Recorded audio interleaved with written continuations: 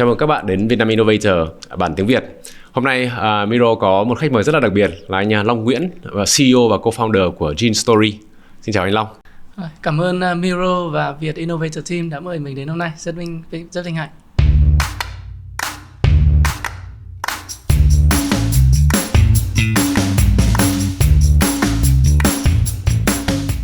Anh Long cũng là có một cái profile và cũng là có một cái lịch sử công tác ở nước ngoài, học tập ở nước ngoài. Thì trước khi mà chúng ta bước vào câu chuyện của Gene Story thì anh có thể chia sẻ về cá nhân mình được không? Ok, thì mình thì sinh ra ở Hà Nội. Khi mà học hết cấp 3 với đại học được 1 năm ở Việt Nam thì quyết định sang bên Hà Lan để học. Thì sau khi học xong thì có cái duyên là được công ty Philips Healthcare, là một trong công ty top 3 hàng đầu thế giới về sản xuất thiết bị y tế, thì có mời lại làm việc. Thì bắt đầu là làm kỹ sư phần mềm. Thì mình cũng từ lúc đấy là bắt đầu rất đam mê trong lĩnh vực y tế và làm ở Philips được 8 năm. Thì cũng làm trong đủ các lĩnh vực trong công ty, từ thiết kế phần mềm, kỹ sư hệ thống, trong các máy siêu âm, máy mổ tim, mổ não ở bên Hà Lan. Thì đến năm 2015 thì mình quyết định là nhận một thử thách mới, là cả gia đình là khăn gói chuyển qua Mỹ sống. Thì sau 13 năm ở Hà Lan thì mọi người bắt đầu chuyển sang Mỹ sống qua Boston, thì cũng làm việc cho Philips ở một bộ phận khác. Thì lúc đấy thì mình bắt đầu take thêm các thử thách mới về quản lý, và cũng đã nhận những dự án rất lớn ở Philips chuyên về máy siêu âm, máy mổ tim, là cũng là nơi lúc mà Philips có thị phần lớn nhất ở Mỹ. Cơ duyên gì mà anh bỏ hết Hà Lan, bỏ hết Mỹ và quay lại Việt Nam? Thì giữa dịch đầu năm ngoái là 2021 thì team Vin Big Data, thì lúc đấy là anh Vũ Hà Văn là founder, anh Đào Đức Minh là tổng giám đốc, thì có contact, cũng nói là hiện tại Vin Big Data đã nghiên cứu rất nhiều dự án liên quan đến trí tuệ nhân tạo, đến y tế, đến tin y sinh. Thì muốn mình về cùng chung góp sức để xây dựng cái đẩy mạnh công nghệ Việt Nam, để có thể đưa ra ứng dụng được cho đại chúng. Thì bản thân mình cũng rất là thích cái vision này, tức là đóng góp trực tiếp vào ngành y tế, tin y sinh, phục vụ cộng đồng, và cũng để mang những cái nghiên cứu cơ bản ra ứng dụng thực tế. Và ngoài ra thì rất là thích cái team của Vin Big Data, lúc đấy là anh Văn, Minh và các anh chị khác cũng là đều là những người mà ở Mỹ, công tác nhiều năm ở Mỹ với châu Âu, các nơi trên thế giới, cũng quyết định về Việt Nam để lập nghiệp. Anh là về Việt Nam được 1 năm rưỡi rồi. Thế thì bây giờ nó còn những cái gì làm anh bất ngờ không? Thực ra lúc đầu thì cũng trải qua những cái quá trình thích nghi đấy, thì mình được cái lợi thế là cũng đã được sự hỗ trợ rất nhiều của các bạn với đồng nghiệp là cũng đã ở nước ngoài về cùng thích nghi giống như mình, nên cũng đã hỗ trợ giải qua cái quá trình đấy rất nhiều. Và ngoài ra trong các network, ví dụ như là Miro, những người khác cũng đã hỗ trợ và give rất nhiều cái tip về feedback để bổ sung cái network ở Việt Nam. Thì mình nghĩ một cái challenge lớn nhất cho những người mà ở nước ngoài về là mở rộng cái network ở Việt Nam, tại vì network ở Việt Nam rất khác nhiều với network ở bên Mỹ, ở châu Âu, ở nước ngoài. Và đặc biệt là như mình nói lúc trước là cái quan hệ ngoài công việc thực ra nó cũng sẽ giúp bổ trợ cho cái phần trong công việc rất là nhiều, cái khác chính so với ở Mỹ, ở châu Âu. Bây giờ chúng ta chuyển sang cái Gene Story là cái chính. Thì cũng được biết là Gene Story là một trong những cái trường hợp rất là ít ỏi là có spin-off của một cái tập đoàn rất lớn là Vingroup. Thế thì anh có thể chia sẻ cái gọi là cái mục tiêu ban đầu là như thế nào, và tại sao lại quyết định làm một cái spin-off như vậy, và cái có thể là cái mục tiêu chính của Gene Story nó sẽ là gì? Trước khi nói về spin-off thì mình chia sẻ về lịch sử một chút. Tức là hơn khoảng 3 năm rưỡi trước ấy, thì anh Vũ Hà Văn là founder của Vin Big Data, cũng là Gene Story. Thì anh Vũ Hà Văn là professor, giáo sư về toán ở trường Yale University. Có được anh Vượng mời về để lập chương trình các dự án nghiên cứu của Vin Big Data. Thì một trong những dự án trọng điểm mà anh Vũ Hà Văn quyết định làm lúc đấy là dự án 1.000 hệ gen người Việt. Là thu thập và giải mã 1.000 người khỏe mạnh của Việt Nam để làm có bộ dữ liệu gen tham chiếu cho toàn bộ người Việt. Thì từ đó có thể mở rộng để đưa ra các ứng dụng khác trong gen và trong tin y sinh. Thì đến cuối năm vừa rồi thì anh Vũ Hà Văn và anh Nam với những người khác trong team cũng đã hoàn thành cái dự án này và công bố hoàn thành. Ngoài cái dự án 1.000 hệ gen người khỏe người Việt thì bên mình cũng đã thu thập được rất nhiều bộ dữ liệu của những người bị tiểu đường, những người mà bị phản ứng thuốc để làm đối chứng, để xác định là những người nào mà gen như nào thì có nguy cơ bị bệnh nào. Thì đến cuối năm vừa rồi thì đã xong, và bên mình thấy là thị trường trường cũng đã bắt đầu có cái cơ hội để đón nhận những cái ứng dụng này trong giải mã gen. Như ở Việt Nam thì cũng có 1-2 công ty bắt đầu làm về lĩnh vực này.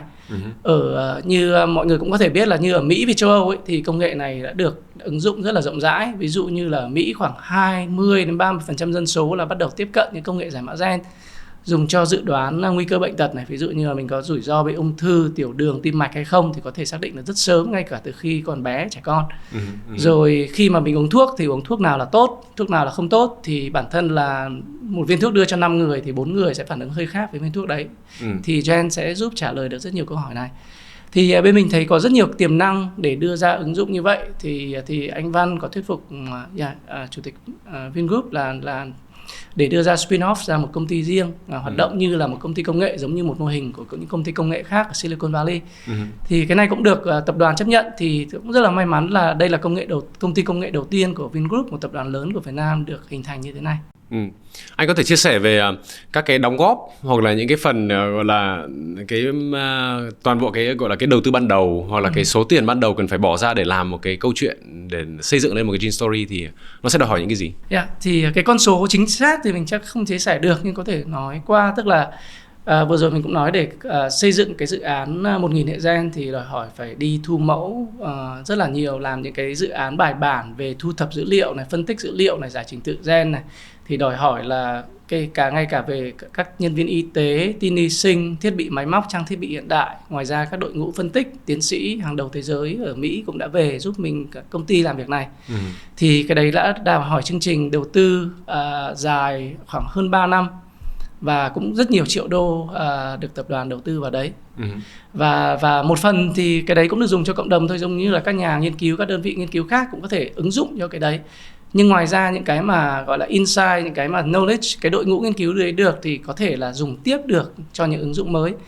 Thì thực ra cũng nói thật là có rất ít công ty công nghệ, ví dụ như là nếu mình sử dụng startup thì đã được đầu tư nhiều triệu đô vào bài bản như vậy cho chuyện thu thập dữ liệu, phân tích dữ liệu, xây dựng đội ngũ, xây dựng cơ sở hạ tầng. Thì về mặt rủi ro công nghệ thì bên mình cũng hy vọng là đã được de-risk và giảm rủi ro rồi. Bây giờ thì sẽ tiến tới vấn đề là giảm rủi ro thị trường và tiếp cận thị trường. Vâng. Trước khi mà chúng ta đi vào chi tiết hơn ấy, thì anh có thể nói một số người như anh nói là Mỹ hoặc là châu Âu thì đã tiếp cận với cả cái gọi là genome, với cả các cái lĩnh vực này rồi. Nhưng mà Việt Nam thì theo anh cũng chia sẻ thì là cái phần trăm nó rất là thấp. Thế thì anh có thể nói một cách đơn giản, dễ hiểu là cái Gene Story hoặc là cái lĩnh vực của anh nó là cái gì? Ok. Thì một cái goal của Gene Story là giúp bạn chỉ cần từ 1 mm nước bọt thôi, có thể là lấy ra bất cứ tại nhà hay tại đâu, được sau 10 ngày cái nước bọt đấy sẽ được phân tích tại máy móc hiện đại nhất trên thế giới là máy của hãng Illumina, đặt ngay tại Việt Nam. Mình không phải gửi mẫu đi nước ngoài, và sẽ trả được hơn 100 kết quả về tình trạng của cơ thể. Ví dụ như là cơ thể phản ứng với thuốc như thế nào, khi mình uống thuốc giảm đau liệu mình có bị dị ứng phản ứng hay không, khi bị bệnh uống thuốc tim mạch, tiểu đường hay ung thư thì có bị dị ứng phản ứng hay không, và những thuốc nào mà mình cần dùng nhiều liều hơn, thuốc nào cần ít liều hơn. Rồi cái thứ hai là những nguy cơ bệnh. Ở Việt Nam thì hay quen là khi bị bệnh thì mới chữa bệnh, nhưng thực ra là trên thế giới mô hình là đã chuyển về y học dự phòng rất là nhiều.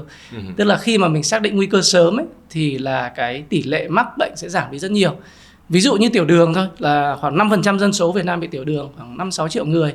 Và có nhiều thống kê cho thấy là nếu mà phát hiện tiểu đường sớm và thay đổi lối sống, ví dụ như là thay vì uống 2 cốc bia mình uống 1 cốc bia thôi, thì khả năng mắc bệnh tiểu đường sẽ giảm đi gần 70%. Còn một ví dụ mà có thể là connect với rất nhiều người là ung thư nữa, thì bản thân Việt Nam có khoảng 150.000 ca ung thư một năm.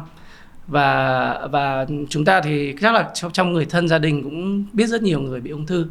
Và nếu mà khi mà phát hiện được ung thư sớm ấy, thì cái khả năng mà sống sót sau 4 năm sẽ tăng lên 80-90%.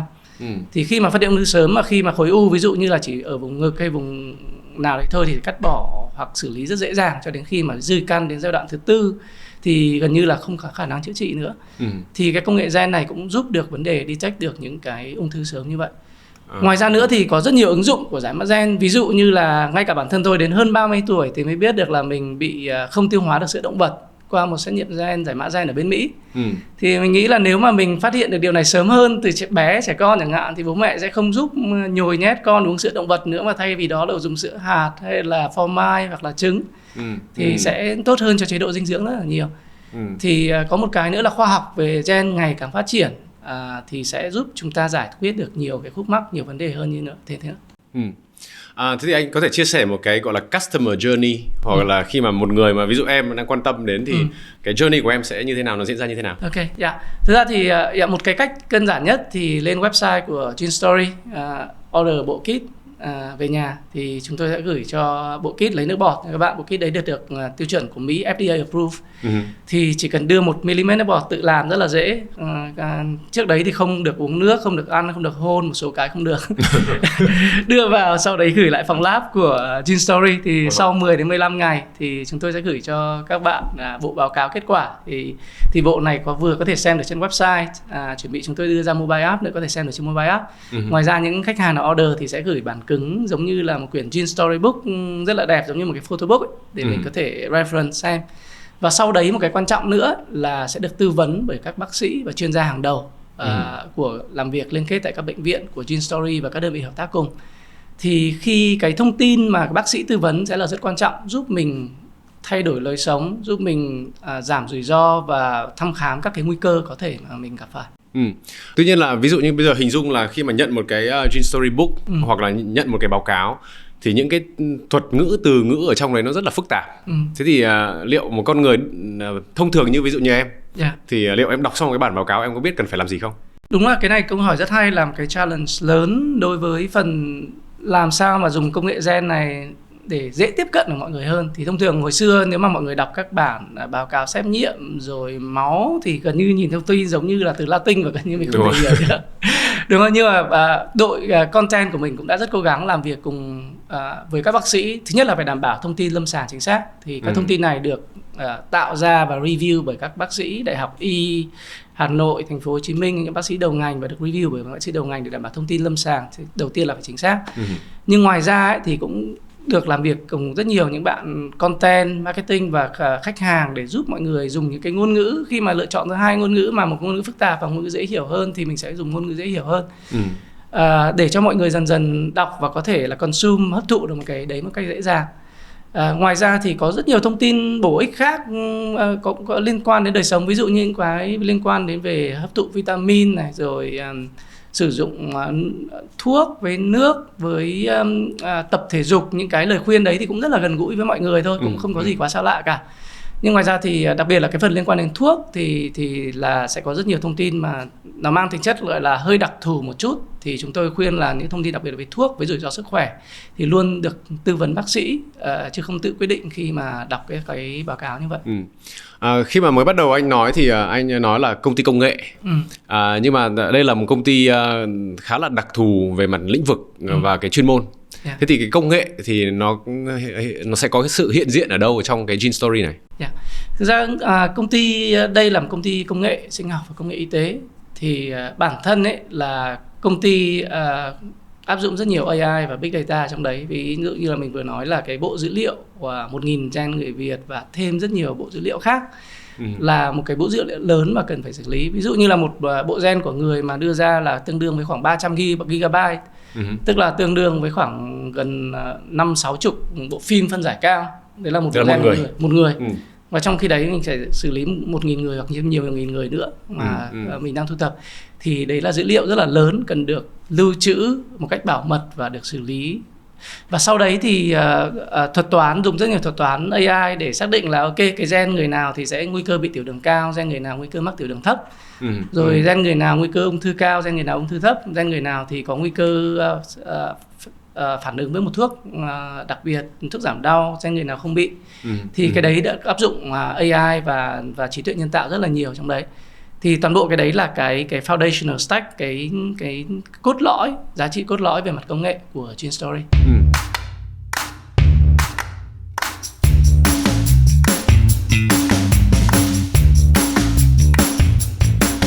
Khi mà anh nói về cái việc là thu thập dữ liệu các thứ thì cái thời gian, ví dụ bây giờ mình đang nói là mình đang thu thập dữ liệu của người Việt Nam, người dân Việt Nam, Thế ví dụ nếu mà anh muốn là đi các cái thị trường khác, đi ra khu vực chẳng hạn, hoặc là đi ra thế giới, thì nó sẽ có những cái thách thức gì đối với cả Gin Story?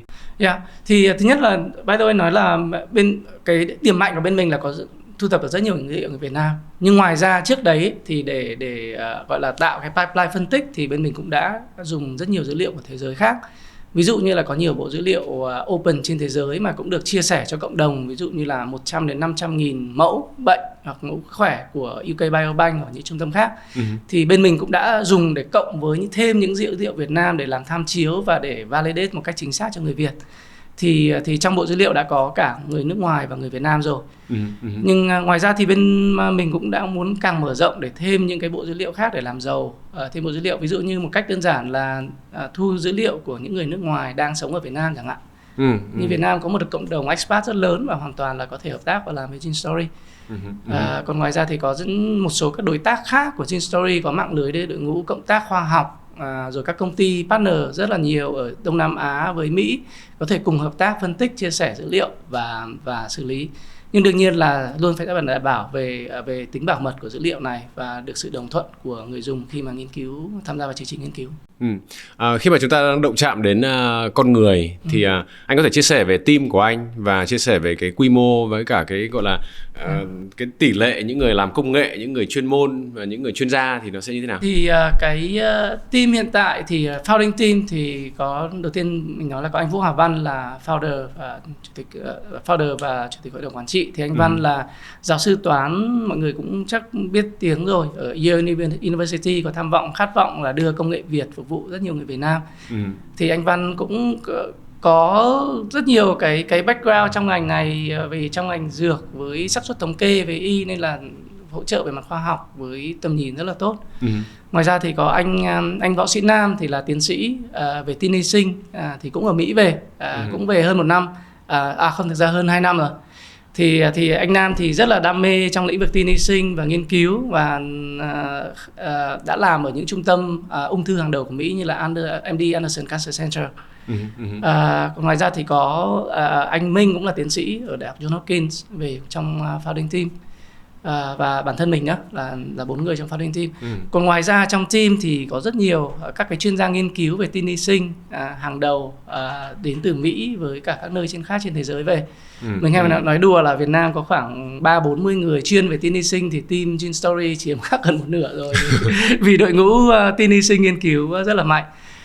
Ngoài ra thì cũng được cộng tác hàng đầu với các cái chuyên gia, tiến sĩ, giáo sư hàng đầu thế giới. Ví dụ như là giáo sư Robert Green ở Harvard Medical, là một trong 20 người có tầm ảnh hưởng lớn nhất về genomics trên thế giới, cũng là cố vấn chiến lược của công ty.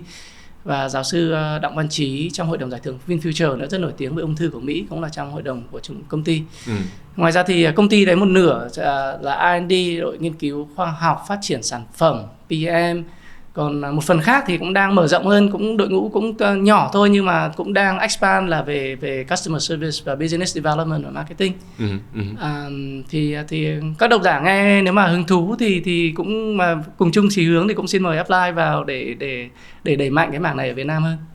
Anh có chia sẻ có rất là nhiều các nhân tài mà từ nước ngoài về Việt Nam, thì liệu anh có thể chia sẻ thêm một tí là bằng cách nào mà mình có thể là kêu gọi thu hút được những cái nhân tài đó từ nước ngoài mà về Việt Nam để làm việc? Thì cái này thì chắc là phải nói nhờ công của anh Văn với anh Nam với những người đi trước nhiều hơn. Thì bản thân mà khi anh Văn hơn 3 năm trước về nước, thì anh Văn cũng là một nhà khoa học rất nổi tiếng và có cái vision đấy là xây dựng nền khoa học bài bản, và khoa học đấy có thể được áp dụng trực tiếp thực tế cho người Việt.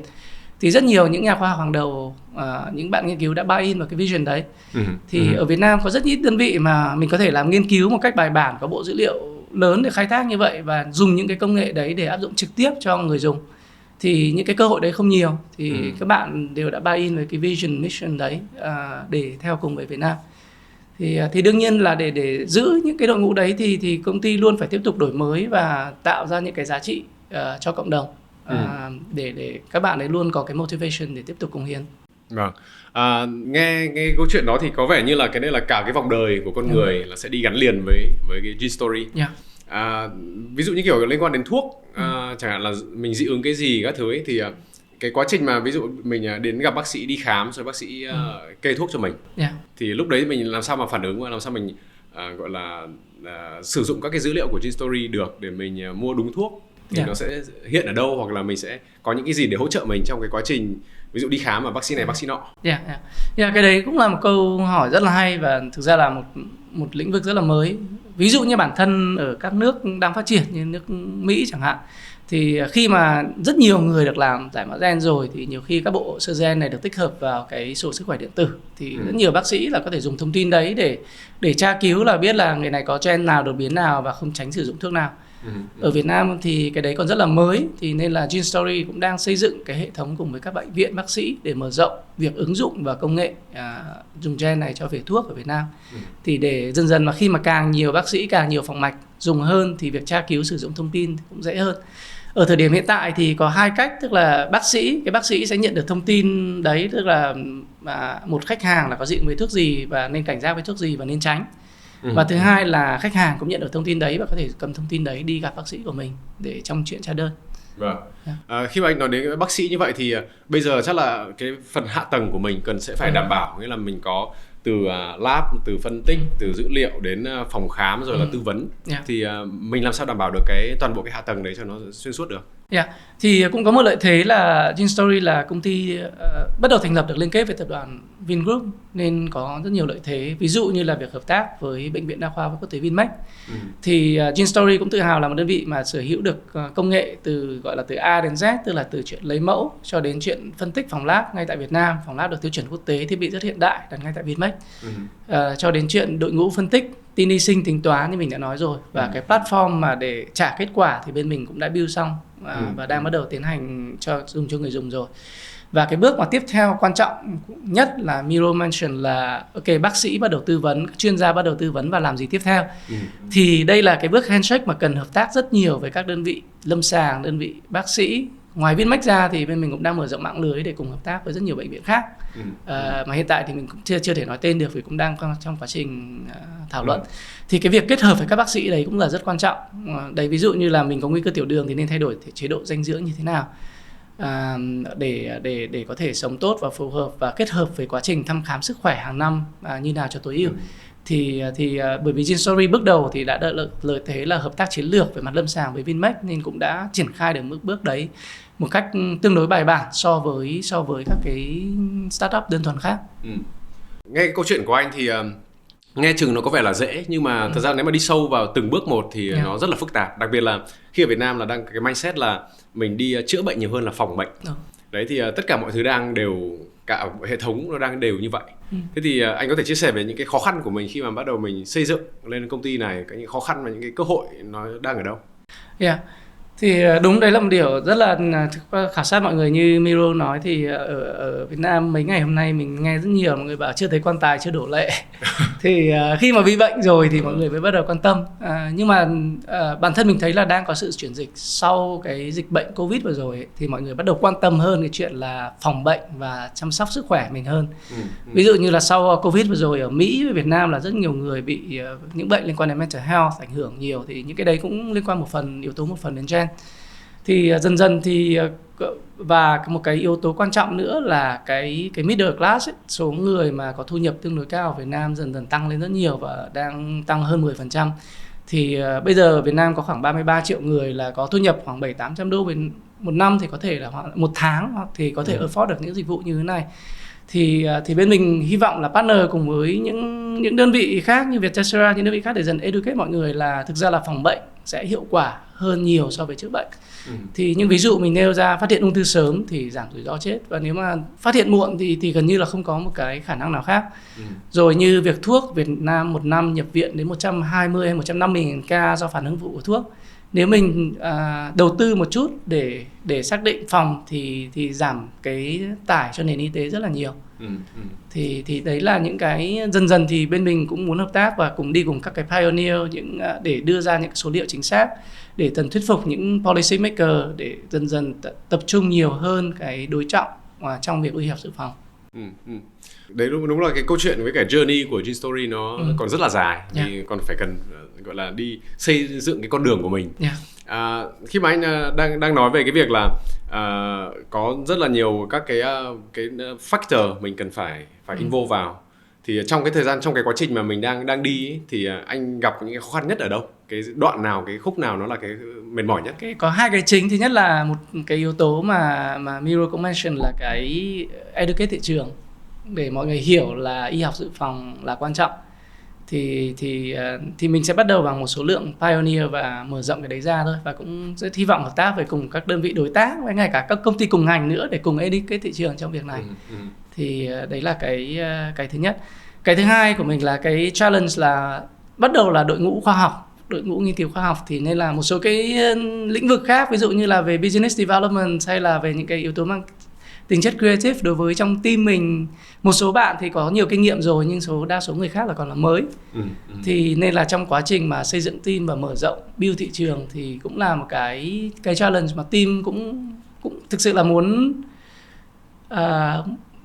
overcome, tức là cùng mọi người để vượt qua cái thử thách này. Nhưng mà có một cái hay là trong toàn bộ team thì tất cả mọi người đều có một cái learning mindset và muốn nhận và thử những thử thách mới, nên là mình tin là team mình cũng sẽ cùng các bạn đồng hành vượt qua được thử thách này.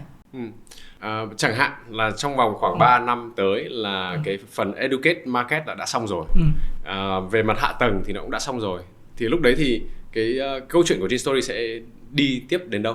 Thì có một cái mà mình cũng muốn kể, một cái trend nữa trên thế giới là khoảng năm 2001 ấy, là bộ gene đầu tiên của con người được sequence xong. Tức là hồi đấy là đầu tiên và mất khoảng hơn 10 năm thì mới làm được việc này. Và mất lúc đấy là khoảng thống kê là ít nhất 100 triệu đô để giải mã được một bộ gen của một người. Thì 10 năm và 100 triệu đô. Đến cuối năm vừa rồi thì Vingroup, Vinbig Data đã làm được 1.000 bộ gen đấy trong một thời gian rất ngắn. Và bây giờ nếu mà để giải mã toàn bộ bộ gen người thì chỉ mất chắc 1-2 ngày. Và chi phí bây giờ thì dưới 1.000 đô rồi. Và thì nếu mà mọi người biết Moore's Law, tức là cứ 18 tháng là giá giảm đi một nửa và tốc độ tăng gấp đôi, thì những cái tiến bộ trong công nghệ gen này còn hiện tại là nhanh hơn Moore's Law. Thì team mình cùng với các công ty trong ngành thì hy vọng trong thời gian tới cũng có rất nhiều thêm tiến bộ nữa, và đặc biệt expect là trong vòng 1-2 năm tới càng có thêm nhiều các cái phát minh mới trong ngành này và chi phí giá thành giảm. Thì để dần dần là tất cả mọi người Việt cùng được hưởng thụ những cái công nghệ tiên tiến này, để làm sao mà mình chăm sóc sức khỏe tốt nhất, phục vụ được cho y học dự phòng, mình uống thuốc không bao giờ bị dị ứng nữa, và dần dần mình sẽ giảm thiểu rủi ro mắc những cái bệnh nghiêm trọng.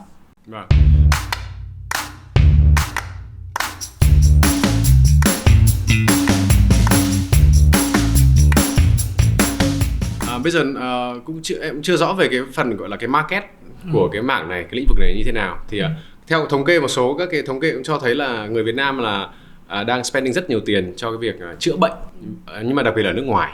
Đấy, thì họ mang rất nhiều tiền ra ngoài để chữa bệnh, Singapore, Pháp, Nhật, rồi Mỹ. Thế thì bây giờ anh có thể chia sẻ về cái market của cái lĩnh vực của anh là như thế nào không? Thì đúng là ở Việt Nam thì có hai phân khúc. Thứ nhất là những người mà thu nhập cũng bình thường thì tập trung rất nhiều vào chữa bệnh, thì bản thân họ cũng chưa có nhiều tiền để cho chuyện phòng bệnh. Còn những người mà thực sự rất giàu thì lại hay làm travel tourism, đi những cái dịch vụ tốt nhất. Thì bản thân Việt Nam mình cũng thấy cái xu hướng là đã bắt đầu có thêm những cái bệnh viện hoặc là những trung tâm công nghệ chữa và phòng bệnh chất lượng cao rồi. Ví dụ như là Vinmec, hoặc là những bệnh viện hàng đầu như là Tâm Anh, hoặc những bệnh viện tư khác trong Sài Gòn cũng có rất nhiều dịch vụ mà hoàn toàn là, thứ nhất là về mặt máy móc, trang thiết bị hiện đại là tốt, chuyên gia y tế hàng đầu là tốt. Ví dụ như là các đơn vị cùng mình như Vinmec hoặc là Tâm Anh là đều mời các chuyên gia hàng đầu thế giới về tư vấn, tham khảo và trang bị. Ngoài ra là các dịch vụ thì cũng rất là thuận tiện, là tốt. Chỉ có thông thường những cái bệnh mà rất là hiếm ở Việt Nam mà chưa có thì mọi người vẫn đi những cái trung tâm, ví dụ như là St. Jude làm trung tâm rất nổi tiếng ở Mỹ liên quan đến ung thư trẻ con. Thì những cái đấy thì mình vẫn tiếp tục làm.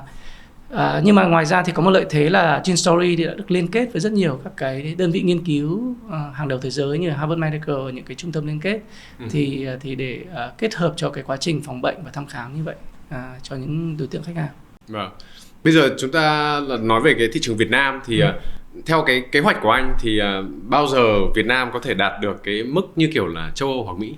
Thì cái này thì cũng phụ thuộc vào rất nhiều yếu tố. Đương nhiên là với tư cách một công ty muốn commercialize, muốn đưa cái này rộng rãi thì mình hy vọng là rất là nhanh, trong vòng 1-2 năm nữa và grow tăng lên nhiều. Thì một cái con số contrast để mình recap lại một chút, như là ở Mỹ là 20-30% dân số đã tiếp cận. Như ở Singapore thì họ có những chương trình population genomics, tức là cho toàn dân, khoảng 50% dân số được tiếp cận dịch vụ tương tự.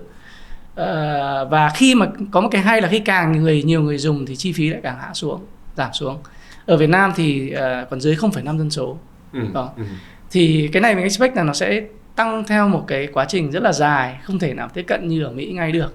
Nhưng mà với một cái yếu tố như là cái vì yếu tố giảm giá thành như mình nói Moore's Law ấy, thì hy vọng là chỉ trong một thời gian ngắn nữa thôi, 1, 2 cho đến 3, 4 năm thì dần dần là 3, 4, 5, 6% dân số sử dụng dịch vụ như vậy.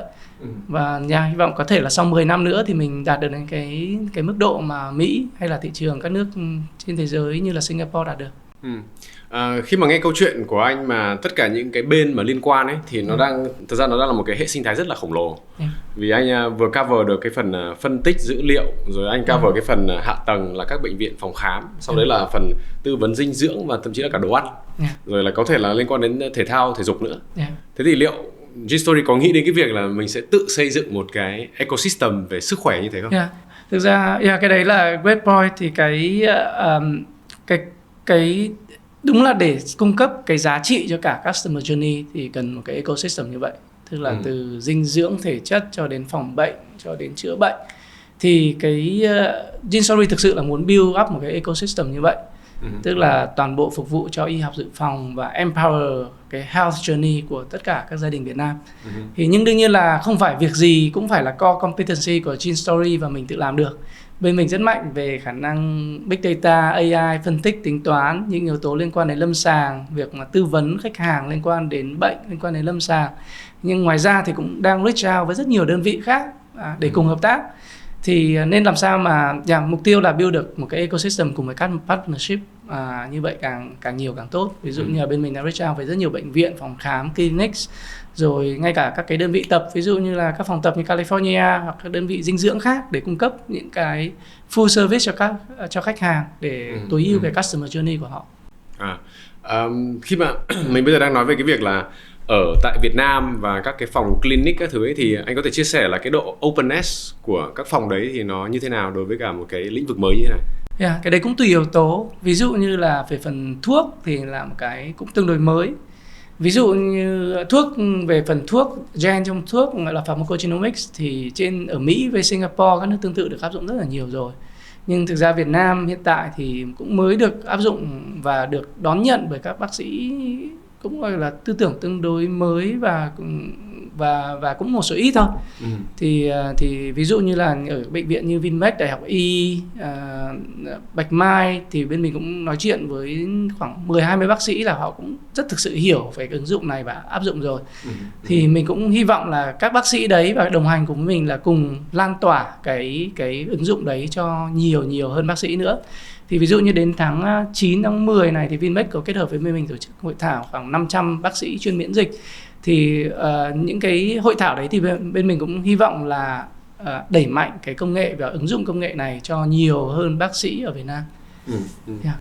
Nếu mà anh có phân tích về cái việc là cái độ cởi mở, cái độ đón tiếp những cái thứ mới ấy, thì liệu có cái lứa tuổi, nghĩa là over bao nhiêu tuổi là họ không còn muốn thử thách những cái gọi là thử cái rủi ro hoặc là thử cái thứ mới, hoặc là dưới bao nhiêu tuổi họ sẽ open hơn không? Cái đấy thì thực ra cũng không có độ tuổi đâu. Trong cái đối tượng chuyên gia của mình thì có rất nhiều bác sĩ 5, 6, 70 tuổi hoàn toàn là open về chuyện này. Ví dụ như là giáo sư Công là trong công tác của mình là bây giờ cũng hơn 60 rồi, nhưng mà bản thân giáo sư tiến sĩ thì hơn 20 năm trước đã làm công nghệ này ở Nhật và hoàn toàn hiểu cái này, và những nước như Nhật là đã làm 20-30 năm rồi.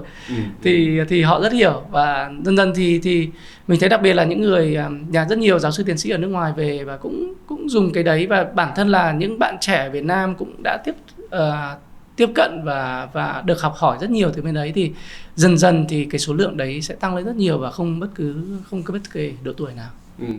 Nếu mà anh nhìn về cái tương lai một chút thì cái con đường của mình vẫn đã khá là dài. Thì anh đang có những cái vấn đề gì mà anh đang phải lường trước không? Những cái vấn đề mà anh sẽ phải gặp phải, thì những cái chỗ nào là cái gọi là cái khó khăn trong tương lai?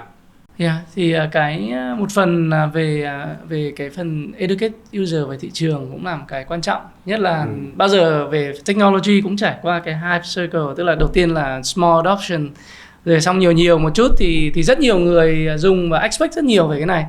Thì mình cũng đang nói đùa là nhiều người, ví dụ như là khi mà những người chưa hiểu về giải mã gen thì không biết nó là gì. Những người mà bắt đầu hơi biết một chút thì nghĩ là nó thể cung cấp cho mình tất cả câu trả lời bản thân mình muốn. Đang nói một cái đùa là mọi người expect giải mã gen như là một cái ô tô ấy, thay vì là thực ra bây giờ nó cũng mới chỉ là một cái xe đạp, một xe máy thôi. Thì làm sao mà vừa educate thị trường và vừa set đúng cái customer expectation cho phần này. Nhưng mà với các tiến bộ khoa học trong thời gian rất ngắn và hiện tại đã có rồi, và những cái ứng dụng rất là thực tế rồi, ví dụ như là phần về thuốc, về rủi ro bệnh, thì mình hoàn toàn tin là dần dần cùng với các đơn vị y tế, các bác sĩ hoàn toàn có thể educate thị trường mà đẩy mạnh cái này ra được. Em cũng rất là nhớ là lần đầu tiên mà anh em mình nói chuyện ấy thì đúng là với cái kết quả đó của anh, những cái thông tin của anh, thì mình có thể xây dựng một cái kiểu là Superman, Superwoman được. Nghĩa là khi mà mình đã giải mã ngay từ đầu khi mà còn bé thì mình sẽ hướng được tất cả mọi thứ cho con người có thể phát triển một cái gọi là tối đa có thể, đúng không ạ? Khi mà bây giờ nếu mà anh quay ngược trở lại vào cái thời gian mà anh đã làm việc ở bên Hà Lan cho một cái tập đoàn Philips Medical hoặc là Healthcare, thì công ty đó cũng là số 1, số 2 của thế giới rồi. Thì khi mà anh về Việt Nam làm một cái mảng như thế này thì nó có những cái khác biệt gì trong cái việc mà mười mấy năm làm cho một tập đoàn lớn và sau đấy thì lại về Việt Nam làm startup, cứ gọi là khởi nghiệp như vậy? Đúng là khác nhiều. Đương nhiên là Philips là một đơn vị đã grow up trong 100-200 năm và họ cũng làm nghiên cứu trong mảng này rất là nhiều. Nhưng ngoài ra thì mình thấy là ví dụ như là trước đây tập đoàn Vingroup và những công ty khác ở Việt Nam, hàng đầu ở Việt Nam cũng đã bắt đầu là có những cái quy trình với các cái quy chế rất là chuẩn chỉ, không thua gì với các công ty bên ngoài. Nhưng chỉ có về một mảng y tế, trong mảng y tế thì mình còn tương đối là thấy hơi khác một chút. Tức là ở nước ngoài thì họ có những cái quy định quy chế rõ ràng trong quá trình mà tham gia các clinical study, rồi nghiên cứu vận hành những cái quy định như thế này. Nhưng chỉ có phần mà liên quan đến giải mã gen thì còn tương đối là mới, tức là cũng cần phải làm việc cùng với rất nhiều policy maker để đưa ra những cái quy định quy chế rõ ràng cho phần này. Thì đấy là một cái cũng tương đối khác biệt giữa những cái nước đã phát triển và Việt Nam. Vâng.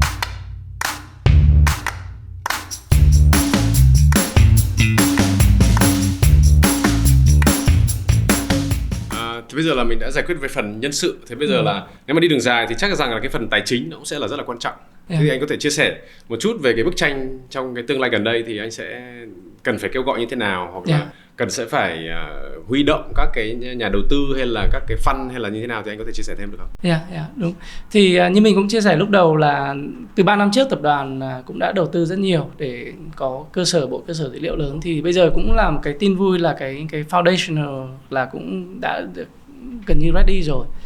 Thì bây giờ thì bên mình cũng đợt vừa rồi thì cũng có một cái tin là Vingroup là cho công ty Gene Story được tự chủ, tức là không phải công ty con của Vingroup nữa. Thì đây là cũng là lần đầu tiên mà có một tín hiệu tốt như vậy từ Vingroup cho một công ty technology. Thì cái này có hai yếu tố chính. Thứ nhất là tập đoàn rất tin tưởng vào đội ngũ lãnh đạo của công ty, là những người hiểu và có thể giúp công ty đi đường dài. Thứ hai là tập đoàn cũng rất muốn kêu gọi những nhà đầu tư bên ngoài, những người mà có thể giúp mình mở rộng hệ sinh thái, không chỉ trong tập đoàn mà ngoài tập đoàn, và thậm chí là không chỉ trong Việt Nam mà ngoài Việt Nam nữa, để có thể mở rộng thị trường và đi đường dài. Thì bên mình cũng đang chuẩn bị quá trình gọi vốn vòng đầu tiên ở bên ngoài. Thì mục tiêu chính là có thể thu thập những người nhà đầu tư bên ngoài để giúp, thứ nhất là hiểu về thị trường ngành này, và thứ hai là mở rộng hệ sinh thái để cùng Gene Story, cùng đội ngũ lãnh đạo đi đường dài để đưa y tế dự phòng này đến nhiều người Việt Nam hơn nữa. Bây giờ đang có một cái gọi là trend ở tất cả các nơi là mình sẽ cố gắng phải xây dựng các cái unicorn, các cái con kỳ lân. Thì theo cái gọi là theo đánh giá cá nhân của anh thì bao giờ Gene Story có thể trở thành unicorn? Thì bản thân mình hôm trước cũng đọc cái tin ở Việt Nam có mấy unicorn, thì toàn bộ là thấy đều là unicorn fintech. Thì mình cũng bất ngờ và cũng thắc mắc bao giờ ở Việt Nam có một true unicorn về health tech. Thì bản thân trong đội ngũ mọi người cũng rất là tham vọng về việc này, và tất cả những người hình như đã go all in về việc này. Toàn bộ đội ngũ lãnh đạo đã bỏ những công việc gọi là rất là comfortable, trả lương cao hàng đầu ở Mỹ để về Việt Nam cùng xây dựng công ty. Thì rất nhiều đội ngũ lãnh đạo và trong team nữa cùng đều tham vọng là Unicorn là một cái phần thôi, nhưng mà cái quan trọng nhất là đầu tiên là tạo được giá trị cho hàng triệu người và giá trị thực tự. Thì sau đấy cái giá trị hàng triệu người đấy nó sẽ give back to monetary value để thành một cái giá trị cho công ty. Thì lúc đấy vô hình chung thì sẽ thành giống như là một unicorn về mặt tài chính. Thì công ty hoàn toàn có tham vọng về việc đấy, và nói về dự đoán thì cũng có thể khó, nhưng mà hy vọng biết đâu 5-7 năm nữa sẽ thành một unicorn về health tech và deep health tech ở Việt Nam. Nếu mà mình đánh giá về đối thủ cạnh tranh của mình đi, thì anh đang có những ai là ở tại thị trường Việt Nam và sau đấy có thể là khu vực, thì là ai là đối thủ của anh? Thực ra hiện tại thì thứ nhất là ở nước ngoài thì mình cũng không thể gọi là cạnh tranh được, bởi vì là sao là cũng serve thị trường khách hàng hoàn toàn khác, công nghệ hơi giống nhau một chút thôi. Những công ty hàng đầu thế giới như là 23andMe, Invitae, Grail là những công ty mình có thể học hỏi được rất nhiều và có thể cùng bổ trợ với nhau.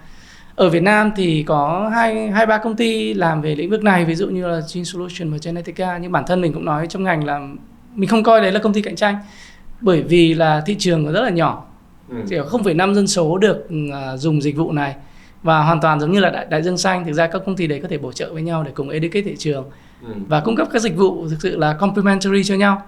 Và bản thân dịch vụ của bên mình thì cũng không phải là giống với những cái của công ty tương tự, ví dụ như là đặc biệt sản phẩm về thuốc là tương đối unique của Gene Story. Thì mình cũng hy vọng là cùng kết hợp với các công ty ngay cả trong nước và ngoài nước để mở rộng thị trường hơn nữa, chứ không phải là đánh chiếm giành đất của nhau. Ok. Khi mà anh vừa động chạm đến cái việc là unique selling point của mình ấy, thì ngoài cái việc là giải mã và giải quyết các vấn đề về thuốc, thì còn những cái gì anh đánh giá gọi là unique selling point của Gene Story so với cả các cái đối thủ khác? Thì cái thuốc làm cái ví dụ về một cái ứng dụng đầu tiên thôi, nhưng thực ra cái core là cái hạ tầng cơ sở và cái bộ dữ liệu rất là giàu của người Việt Nam. Ví dụ như cả người khỏe để làm tham chiếu và rất nhiều mẫu bệnh khác như tiểu đường, tim mạch, dị ứng thuốc, để bên mình có thể giúp và đưa ra các phân tích chính xác cho người Việt. Thì các công ty khác thì cũng có thể có rồi, nhưng có thể một cái scale trong một lĩnh vực hơi khác. Nhưng đấy là một cái yếu tố rất quan trọng, là đây là sản phẩm thực sự là công nghệ Việt được phát triển bởi các giáo sư, tiến sĩ hàng đầu thế giới, máy móc hàng đầu thế giới, nhưng mà dùng dữ liệu Việt Nam kết hợp với cả thế giới để phục vụ cho người Việt Nam. Lúc nãy anh nói bảo là các công ty khác, hoặc là anh cũng đã sử dụng các cái dữ liệu của nước ngoài, hoặc là thậm chí là mình sẽ gọi là thu thập các cái dữ liệu về người expat sống ở tại Việt Nam. Thế liệu bây giờ anh đã có những cái mà so sánh là người Việt Nam và ví dụ châu Âu, châu Mỹ thì nó sẽ nguy cơ nó khác nhau ở chỗ nào, hoặc là cái gì mà nó tác động đến cái việc là mình sẽ bị tiểu đường nhiều hơn hoặc là tim mạch nhiều hơn? Thì anh liệu có cái thông tin này không? Có một số thông tin có tương đối public, ví dụ như là chuyện dị ứng sữa đi, ở Việt Nam là yếu tố dị ứng sữa rất là cao, khoảng 7-80% người mình uống sữa động vật không quen. Ví dụ như là Miro có thể sống ở nước ngoài thì dần sẽ thích nghi cao hơn, nhưng mà bản thân Việt Nam hồi xưa là tiêu hóa sữa động vật có lactose là khả năng không tốt so với người châu Âu thế giới. Thì đây là một cái mà hoàn toàn có thể giải thích được từ gen. Còn nhiều ví dụ khác liên quan đến thuốc, ví dụ như là thuốc tim mạch Cladribine Oral thì ở Việt Nam tỷ lệ bị dị ứng cao hơn trên thế giới rất là nhiều. Rồi trẻ con bị động kinh khi mà uống thuốc thì có một vài loại thuốc là khi mà trẻ con bị động kinh uống thì tỷ lệ cao trên thế giới khoảng 10-20% so với các nước khác. Thì nếu không có các bộ dữ liệu cho người Việt như này thì rất khó để đưa ra một câu trả lời chính xác như vậy. Nhưng mà liệu mình có cái lý do vì sao lại người Việt Nam lại dị ứng cao hơn so với cả người châu Âu? Nó là do môi trường, nó là do cách sống, hay là nó là do cái gì? Thông thường nó là do, một phần là do môi trường, phần là nữa là do cái lối sống và qua rất nhiều thế hệ mang lại, đúng không? Ví dụ như là châu Âu bản thân họ dùng sữa từ bé đến lớn qua nhiều thế hệ rồi thì họ dần dần thích nghi về cái đấy cao hơn. Như ở Việt Nam thì đúng là đến lứa tuổi, đến thế hệ của mình, bản thân mình mới bắt đầu là dùng sữa động vật, còn trước bố mẹ đâu có sữa mấy đâu mà uống. Rồi có những yếu tố khác, ví dụ như cái liên quan đến tiểu đường thì sẽ do lối sống nhiều hơn. Tiểu đường với gút thì do lối sống nhiều hơn. Ví dụ như là người Việt Nam thì ăn gạo thì thông thường là có nhiều đường hơn là những cái loại gạo khác ở châu Âu, những cái chất khác. Thì sẽ ảnh hưởng nhiều về cả môi trường và qua một cái thời gian phát triển dài. Nghĩa là không phải là chỉ mỗi một thế hệ như của anh em mình, nhưng mà Đúng. nó sẽ là ảnh hưởng của cả các cái thế hệ trước. Chính xác. Thế bây giờ là nếu mà mình đã bắt đầu một cái story như thế này và bắt đầu một cái gọi là cái câu chuyện mới ở tại Việt Nam, thế thì anh sẽ expect ví dụ 2-3 thế hệ sau thì nó sẽ như thế nào? Mình đã có cái bộ dữ liệu của data, historical data, nghĩa là các cái thế hệ trước rồi. Thế bây giờ nếu mà mình hướng tới cái 2-3 thế hệ sau của anh em mình thì nó sẽ ra sao? Thì cái này cũng phụ thuộc vào rất nhiều. Bên mình cũng luôn nói là để ra cái kiểu hình ấy ra anh em mình là như thế nào thì có 3 yếu tố. Thứ nhất là về gen này, thứ hai là về lối sống này, thứ ba là về môi trường. Và để thay đổi cái đấy thì nó giống như là cái vòng tròn là mình sẽ thay đổi lối sống như thế nào để thay đổi khẩu hình của mình, và dần dần con cái sau nhiều thế hệ nữa thì sẽ thay đổi. Thì sẽ dần dần thì mọi người cũng nói đùa trên thế giới đang có trend là các tỷ phú thì dùng rất nhiều cái thông tin về gen này để dần dần build cái Superman hay Superhuman, tức là ví dụ như là họ biết là nguy cơ họ bị tim mạch hay tiểu đường ở đâu thì dần dần họ sẽ thay đổi lối sống và thay thế các cái bộ phận đấy để sống lâu hơn. Thì dần dần khi mà con người mà biết càng thông tin này càng nhiều càng sớm thì họ sẽ take các cái proactive step, preventive để đề phòng, để thay đổi sống. Biết đâu là sau 1-2 thế hệ nữa người Việt Nam thì mỗi người sẽ cao hơn được 10 cm. Rồi uống sữa tốt hơn, tiêu thụ vitamin tốt hơn và chạy khỏe hơn. Còn một cái ví dụ nữa, một cái trend mà mình thấy là ví dụ như cứ sau 10 năm thì là trung bình mọi người cao là khoảng 3 cm. Thì nếu mà mình áp dụng mà đúng các yếu tố về dinh dưỡng thể chất thì có thể mình còn tăng cái số này lên thêm nhiều nữa. Liệu có cách nào là mình có thể áp dụng cho tất cả các trẻ em ở Việt Nam không? Chẳng hạn như các bạn là cứ sinh ra từ năm 2022 hay 2023, cứ sinh ra là sẽ có một cái giải mã gen như thế này. Và từ đó sẽ có một cái thế hệ. Chúng ta lấy ví dụ như kiểu là thế hệ bóng đá Việt Nam đi, thì trước đến giờ thì luôn luôn Việt Nam là cũng sợ hãi, rồi là cũng không được có những cái số 1, số 2. Nhưng mà trong thời gian vừa rồi thì có một cái thế hệ nó rất là khác. Thì liệu có cách nào mà mình áp dụng cho tất cả các trẻ em, tất cả mọi người không? Đấy là tham vọng của bên mình, có thể dùng được cái đấy cho tất cả trẻ em và tất cả mọi người. Thì nó có yếu tố, thứ nhất là về mặt chính sách, nên thứ hai là về liên quan đến giá thành. Khi mà giá thành đủ nhỏ thì hoàn toàn có thể dùng cái này cho toàn bộ trẻ con. Ví dụ như một cái ví dụ khác là bây giờ gần như rất nhiều người phụ nữ dùng cái test NIPT, tức là sau khi 3 tháng bầu thì lấy máu để xác định là con mình có giới tính như thế nào và có rủi ro về bệnh nào hay không. Thì những test đấy thực ra nó cũng là 3-4 triệu hoặc là cao hơn thế nữa rồi. Và khi mà mọi người thấy được cái value của cái này và dần dần cái giá thành của cái này nó đủ thấp thì hoàn toàn có thể dùng trong 20, 30, 40%, thậm chí 100% dân số. Ví dụ như nước Singapore là họ áp dụng chương trình này cho toàn dân rồi. Thì hoàn toàn Việt Nam hoàn toàn có thể bắt đầu từ những chuỗi bệnh viện lớn, bắt đầu từ những đô thị lớn. Cái quá trình này mình có thể bắt đầu luôn. Anh cũng nói mấy lần là affordability, rồi giá, rồi là giá thành các thứ, thì liệu anh có hé lộ được cho em và mọi người biết là liệu bây giờ một cái gói như vậy nó khoảng bao nhiêu tiền, thì để ví dụ em muốn làm chẳng hạn thì em cần phải chuẩn bị bao nhiêu tiền? Ok, thì cái gói về gói premium hiện tại thì giá khoảng 9,7 triệu là có hơn 120 yếu tố về dinh dưỡng, thể chất, về sức khỏe, với rủi ro bệnh, thì cái đấy là cái complete nhất mà bên mình đang có. Và ngoài ra nữa thì cũng đội ngũ nghiên cứu vẫn đang tiếp tục nghiên cứu về thêm những cái tình trạng nữa để càng ngày càng rộng hơn, và những người mà mua gói đấy thì sẽ được update trong vòng 1 năm miễn phí, tức là có thêm nghiên cứu gì về thuốc gì thì hoàn toàn có thể ra thêm được. Một cái ví dụ như thời điểm vừa rồi là có thuốc Covid ấy, thì đội ngũ nghiên cứu mình cũng đã đưa ra được những bài báo trên tạp chí hàng đầu là đưa ra là khả năng đáp ứng thuốc của người Việt với thuốc Covid như thế nào. Thì những cái thông tin đấy cũng luôn tiếp tục được update, cập nhật.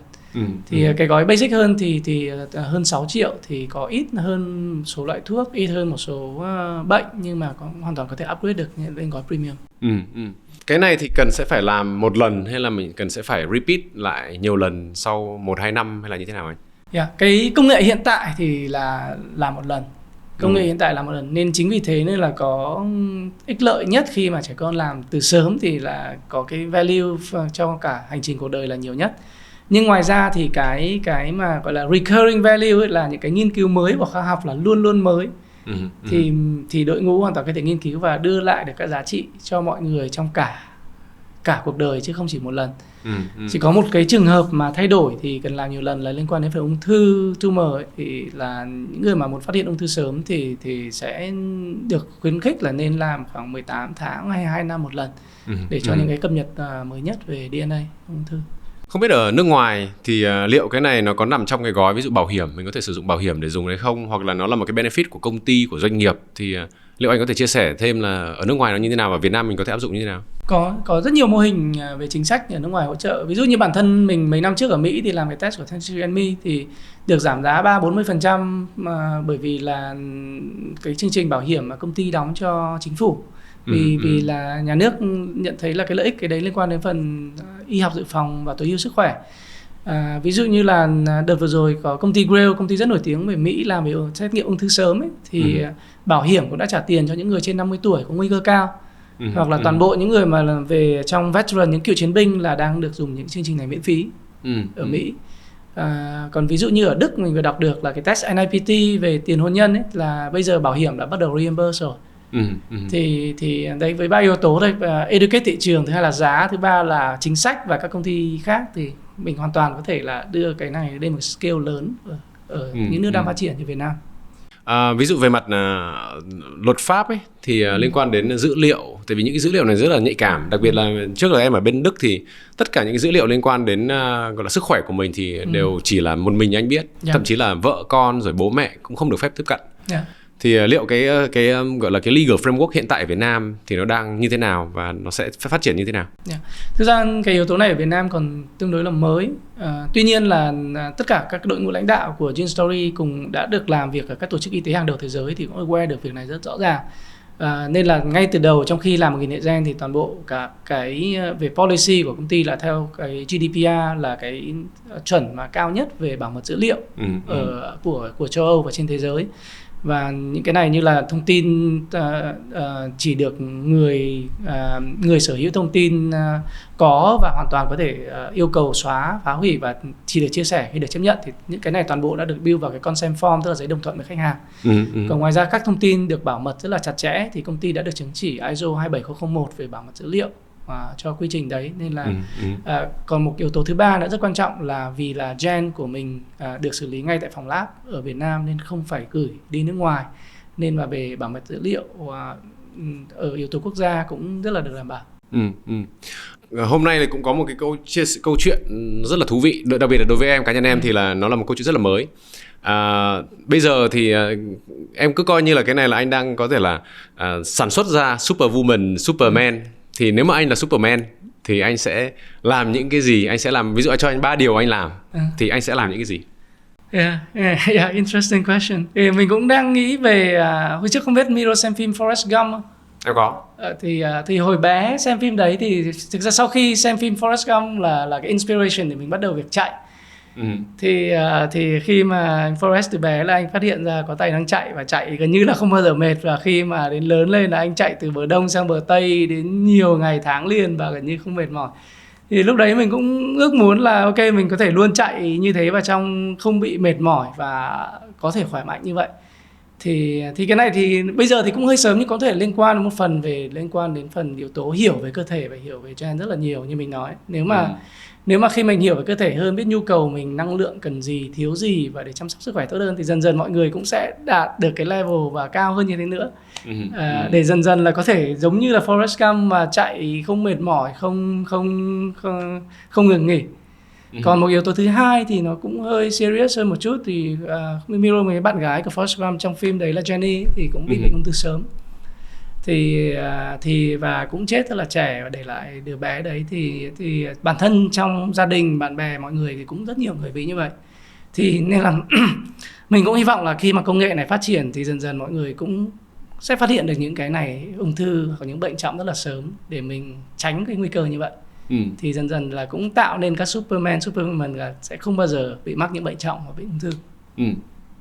Rồi, trước khi là chúng ta kết thúc thì hiện nay thì là em cũng đã biết là có rất là nhiều người ở nước ngoài, các bạn Việt Nam ở nước ngoài cũng đang theo dõi chương trình, và đồng thời anh cũng là một trong những người là từ nước ngoài về Việt Nam, và có trong cái đội ngũ của mình thì đa số là những người đã cống hiến, đã đóng góp ở nước ngoài. Thì anh có những lời khuyên gì cho những các bạn mà có thể là đang có một cái dilemma là về Việt Nam hay không về Việt Nam hay ở lại?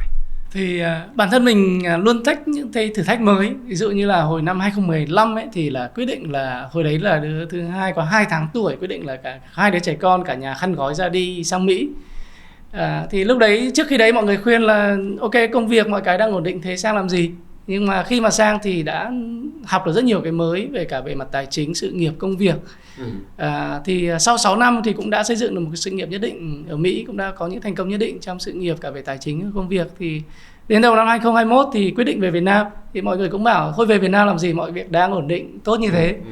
Thì nhưng mà khi về Việt Nam đầu năm vừa rồi thì thực sự là eye opening. Mình đọc những quyển sách mà khi mọi người cái việc phát triển công nghệ ở thập kỷ mới, thập kỷ này sẽ là ở châu Á với Đông Nam Á nhiều nhất so với thế giới. Mức độ tăng trưởng ở Việt Nam và Đông Nam Á, những nước tương tự sẽ cao hơn những nước mà như Mỹ với châu Âu rất là nhiều. Và khi mà mình ở nước ngoài về, mình có được một cái education và cách làm việc và kết hợp với cái Vietnamese root của mình, kết hợp với các bạn trên thị trường Việt Nam thì có thể tạo được những cái impact lớn hơn rất là nhiều. Nên bản thân mình là thấy là khả năng grow trong công việc và thị trường. Ngoài ra thì rất là fun nữa. Ví dụ như là Việt Nam có rất nhiều các cái bạn bè, dịch vụ, ăn uống, mọi cái tiện lợi hơn nước ngoài rất nhiều. Nên là mình thực sự là bản thân mình là không thấy lý do là tại sao là không nên về. Ok, rồi. Cảm ơn anh Long. Và anh cũng đã dành thời gian để đến chia sẻ một câu chuyện rất là hay ho của Gene Story. Cảm ơn anh. Ok, xin cảm ơn Miro và chương trình. Với hệ sinh thái chăm sóc sức khỏe toàn diện, GeoHealth tích hợp công nghệ tối ưu hóa trải nghiệm thăm khám từ trực tuyến đến trực tiếp, giúp khách hàng dễ dàng tiếp cận dịch vụ chất lượng với chi phí hợp lý. Phòng khám thông minh GeoHealth sở hữu đầy đủ năng lực của một phòng khám đa khoa với đội ngũ bác sĩ giỏi và trang thiết bị hiện đại, mang đến trải nghiệm chăm sóc sức khỏe ưu việt. GeoHealth đang tiến gần với mục tiêu mở rộng hệ thống phòng khám toàn quốc với số vốn đầu tư lên đến 20 triệu đô từ vòng gọi vốn Series B.